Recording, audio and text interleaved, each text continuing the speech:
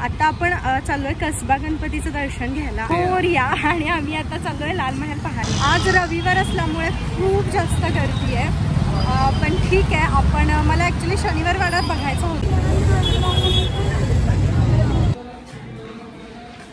तर आधी तुळशीबागेमध्ये मंदिरं होती, पण नंतर देवाची खरेदी।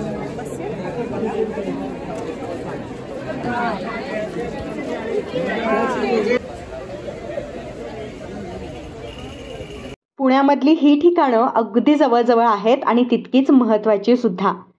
या ठिकाणांना भला मोठा इतिहास लाभलाय। अशा ठिकाणांची आज आपण भटकंती करणार आहोत। ही सर्व ठिकाणं तुम्ही एका दिवसात पाहू शकता, त्यामुळे पुणे फिरण्याचा प्लॅन करत असाल तर सुरुवात ह्याच ठिकाणांपासून करा आणि अशाच वेगवेगळ्या विषयांवरील व्हिडिओज पाहण्यासाठी आपल्या चॅनलला सबस्क्राईब करायला विसरू नका, कारण ते अगदी फुकट आहे, पण मला त्याने नक्कीच मोटिवेशन मिळतं। सो ठरवलेलं शनिवार वाड्यामध्ये जायचं, पण प्रचंड गर्दी होती, काहीच व्हिडिओज घेता आले नसते, म्हणून मग आम्ही असं डिसाईड केलं की शनिवार वाड्याला बिगडेला कधीतरी जाता येईल। आता आपण चाललोय कसबा गणपतीचं दर्शन घ्यायला आणि लाल महल सुद्धा तिथंच आहे। सो लाल महल आपण बघणार, कसबा गणपतीचं दर्शन घेणार आणि मग पुढे दगडूशेठ पण याच रूटला आहे, दगडूशेठ गणपती पण।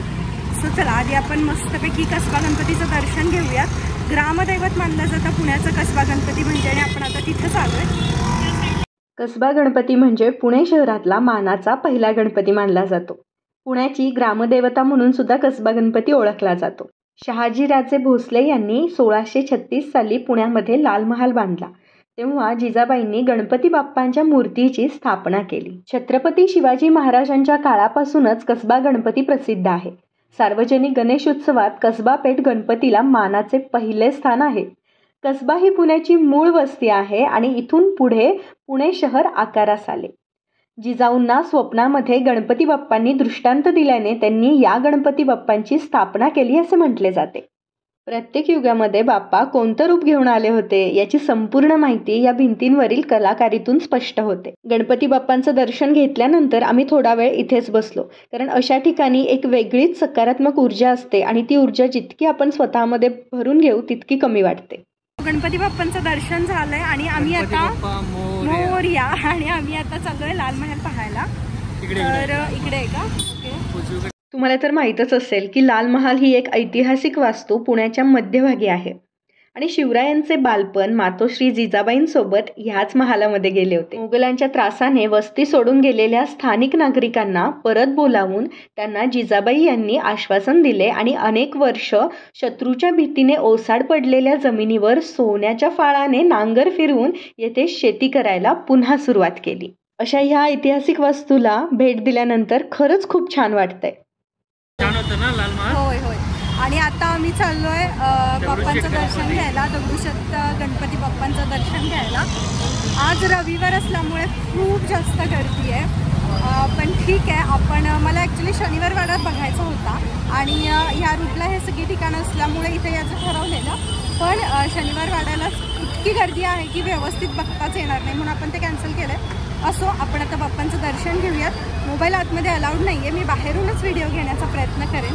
प्रचंड रस्त्यावरची गर्दी तुम्हाला दिसत असेल। वीकेंड होता, मी मगाशी तुम्हाला म्हणालेच, त्यामुळे भरपूर गर्दी होती आणि दगडूशेठ बाप्पांचं दर्शन घेण्यासाठी आम्ही इथे रांगेमध्ये थांबलोय आणि फायनली आम्हाला दर्शन झालं।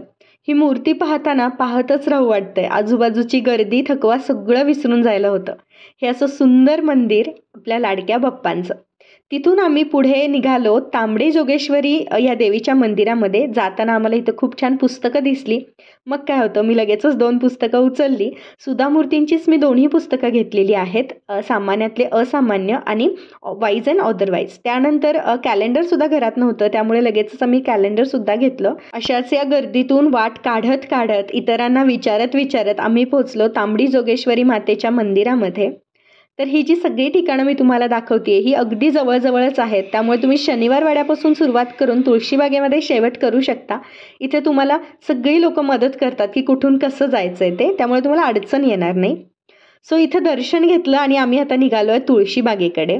तुळशीबागेमध्ये खरेदी करण्याआधी आम्ही जय श्रीराम मंदिर कुठे आहे हे शोधत होतो, इतरांना विचारत होतो आणि कसंही करून काहीतरी करून या सगळ्या गर्दीतून वाटा काढत काढत आम्ही फायनली मंदिरामध्ये पोहोचलो. मंदिरामध्ये पोहोचल्या इथे एक अभिषेक चालू होता आणि रामरक्षा स्तोत्र रोज इथे म्हटलं जातं, त्यासाठी सगळी लोक गोळा झालेली, त्यामुळे आम्हाला दर्शन घेता आलं नाही. आम्ही बाहेरूनच दर्शन घेतलं. मंदिराचा हा जो परिसर आहे हा असा आहे, खूप शांत असा हा परिसर आहे आणि इथं तुम्हाला दिसत असेल की अभिषेक चालू होता, त्यामुळे अजिबातच तिथे समोर जाता येत नव्हतं. बरीचशी लोक आलेली. छान आहे ना, एकदम पुरातन काळातलं मंदिर. पुण्यात एकदम जुन्या पद्धतीचे आहेत सगळे, बऱ्यापैकी वाडे आहे वगैरे.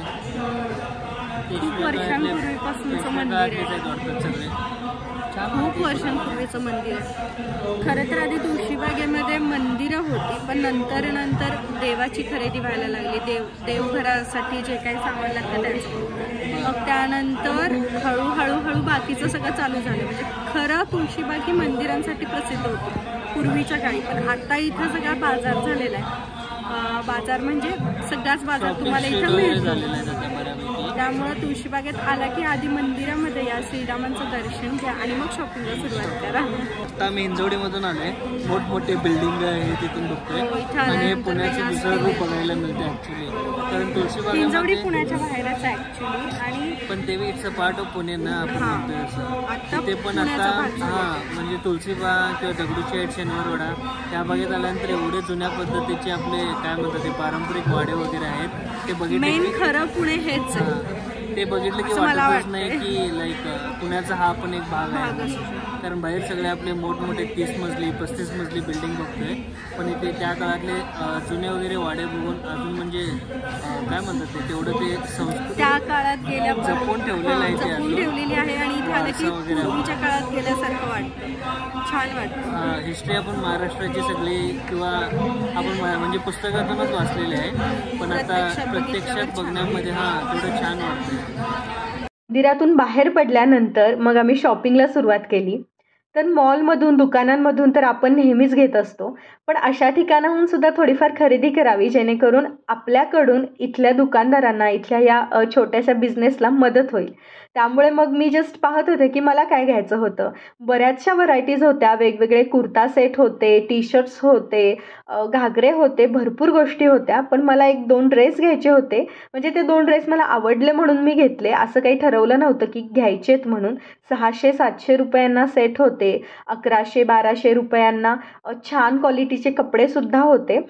तर त्यातला एक ड्रेस मी घेतला, जो पूर्ण सेट होता, त्याची क्वालिटी चांगली होती. या एका दुकानामधून घेतला आणि ह्या दुकानामधून मी एक कुर्ता आणि लेगिन्स घेतली होती. म्हणजे तोही एक सेटच आहे, लेगिन्स नाही म्हणता येणार, कुर्ता आणि पॅन्टचा तो सेट होता.